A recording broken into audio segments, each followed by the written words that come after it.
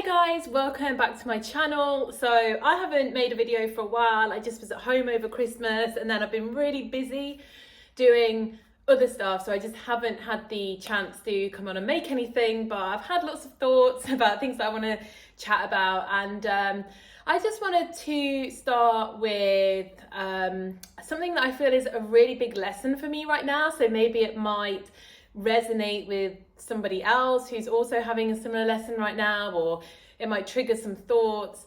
But I really feel like I'm being pushed with the lesson of learning to allow things, to surrender, and to allow things to be what they're supposed to be.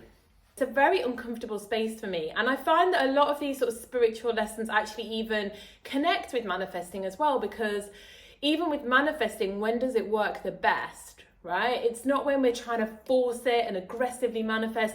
Whenever I've done that, I might get some kind of result, but then it tends to be very transient. The things that I've really manifested and created that have stuck have always been things that have been very easy to bring in. They've been very natural. Like, I've just had a visual which has almost not really been forced. It's just naturally come to me, a visualization, and I've visualized it and it's just happened very, very quickly in the way, hey Lils, in the way that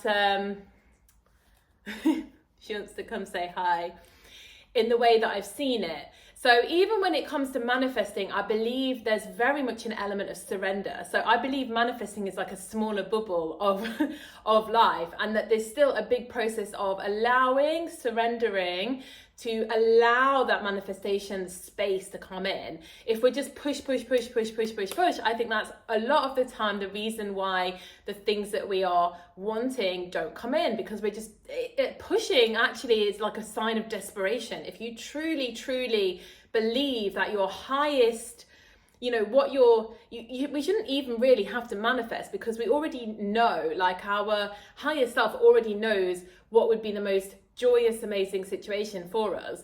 The thing that we have problems with as humans isn't visualizing or wanting or desiring, it's allowing it to come to us without blocking it.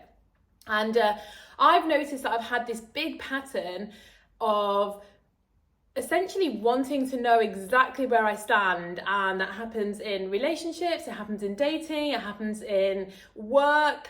I've had a lot of scenarios where when things are up in the air and I don't know exactly what's going on, exactly what's going to happen, what it is, it freaks me out, and I start to push for answers, I start to put down boundaries, I start to close myself off. I don't do well, and I think a lot of us don't as humans, in hovering in that space of in between. And it's such an important space, I'm coming to realize, to allow the space for that thing to unfold, or for you to actually feel maybe this isn't the right thing for me. Just because something comes in, we don't have to have it. It's always, in my opinion, a constant process of, is this best for me? Is this in my highest joy right now?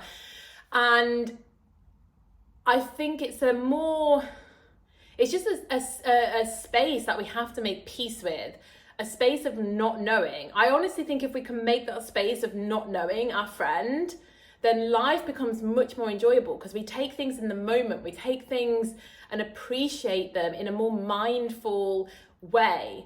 And we're not always living in the future of, well, I'm not happy here, I don't like not knowing, I don't like this space where there's some seeds of doubt, and I need it to get to here really, really quickly because I don't like being in this space.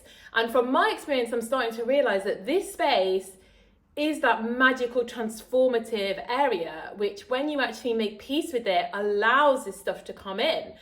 And that's my lesson right now. And I wanted to share that with you because I'm feeling it very, very strongly now, to just allow the unknown and to not try to force it and make it fit into a mold, because sometimes it can actually be more magical than you can perceive right now. Maybe there's something far better out there for us as well. And I really like to go between these two states when I'm living. I won't even call it manifesting. I like to ask, but then I like to listen as well. So we're constantly going between this state of asking and listening. you know, asking and then listening, is this really what I want? Is there something better out there? I'm going to give a bit of space for this to come in the way that's for my highest good and my highest development, you know, giving that space to the desires and the asking, because there's always stuff on different levels that we're not even aware of in this current state of being.